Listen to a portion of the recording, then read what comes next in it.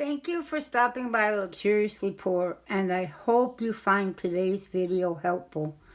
And I would like to say that if you need wisdom on what to do for now or the future, this book is extremely helpful.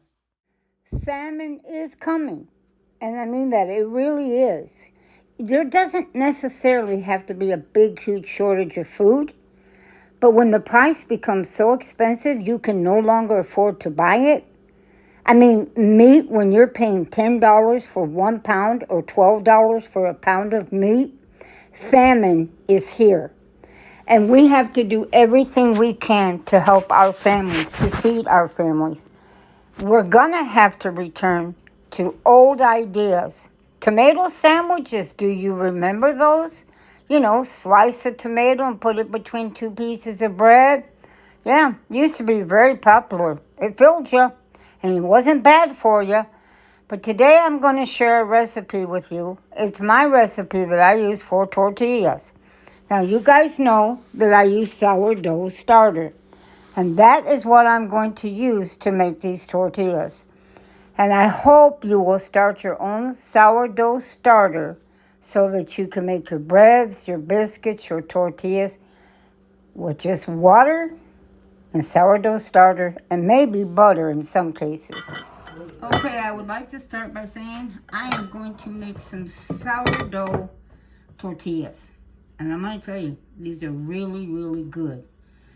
But it starts off with 3 cups of flour, 2 teaspoons of salt, a stick of butter, a cup of water, and a cup of fresh sourdough. In other words, you just fed it, okay? And I actually fed both jars of my sourdough today. And look at that. It come all the way up to the top. Okay, and I'm gonna want 1 cup of this. Now I'm gonna put the 1 cup in here, then I'm going to mix this 1 cup of water with it. So let me get that going first. Okay, we're gonna start here by putting a cup of my sourdough right here. Now this has just been fed. I fed this early this morning when I first got up. And so by evening, it's ready to use. And I'm gonna put 1 cup of this in here. Mine is kind of thick. I've seen people's and it's really runny, but it works for me, so I've never had a problem, so I just keep doing it. Now, I'm gonna throw my 1 cup over here, like this, and then I'm gonna put a cup of water in this. I put like warm water, not super hot, just warm. That's what I have here. And I'm gonna pour it in here. Let me move this all the way. And I'm gonna stir this together. Whoa, I just dropped my cup. Well, glad I don't need it again. You see? Okay. And I'm gonna set this to a side. I'm gonna put a top on this, the top it had. If I can find it somewhere, it's right here, behind the bowl. And I'm gonna put this in the refrigerator. I'll feed it another day later, because I already have some over there. And I have like 3 or 4 jars of starter, because I use it so much. I'm always making something with starter. Okay, and then I've got a stick of butter that I melted I'm gonna add in here. And then I got my 3 cups of flour that I'm gonna add here, and my 2 teaspoons of salt. And I'm gonna mix this all together, and we'll come back after I get it mixed together. Okay, this is my dough, okay?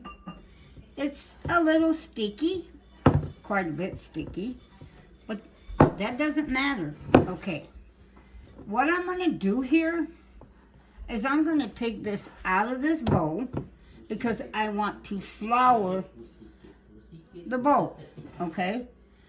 I'm going to put a towel in here because, see, this is going to go in the refrigerator all night. I'm going to use the same bowl. I am not going to bother cleaning this or doing anything to it. I'm going to throw this flour here because I don't want this to necessarily stick. I got quite a bit of flour in there. And I'm going to throw this in here. It's just a ball of dough. And I'm going to get it floured on all sides because I don't want it to stick. And I'm going to let this sit all night.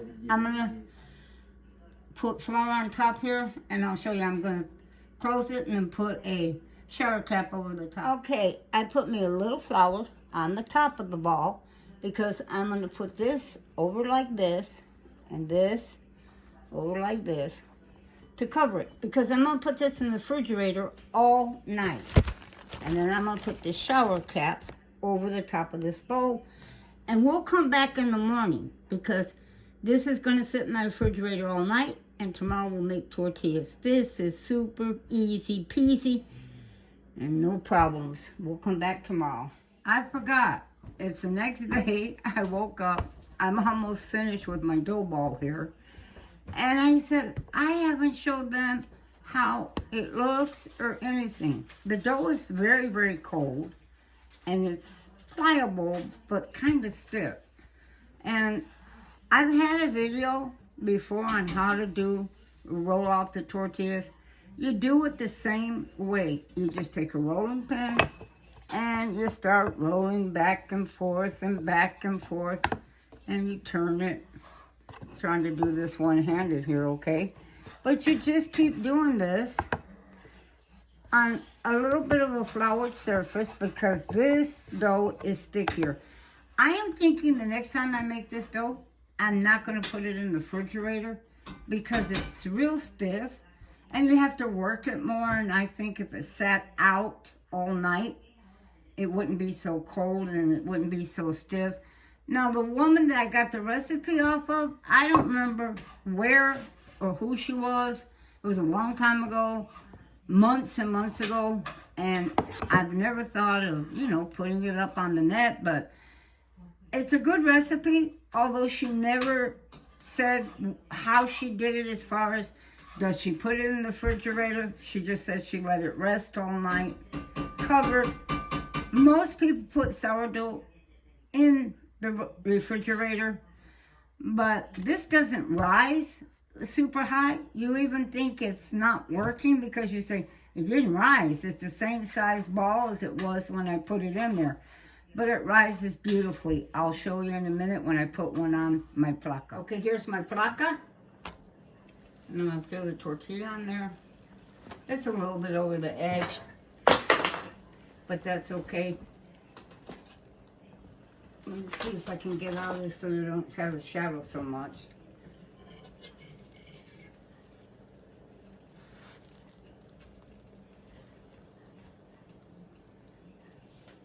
You see how it's bubbling? No baking powder. Just starter. Time to flip it. Beautiful. You see that? All from sourdough starter. Time to take it off.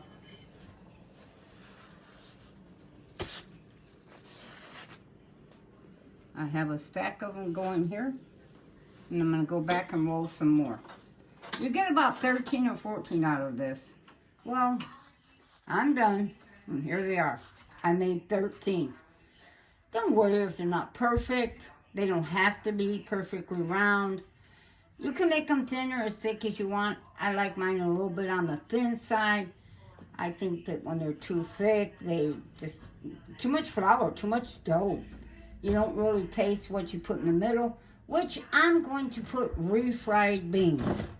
That's right. I made these for burritos for refried beans. Well, I hope you try this because really, it's easy, inexpensive, and if you don't have baking powder, this is the way to go. Besides that, they're better for you. And that's what God wants, is better foods for us that will make us healthier.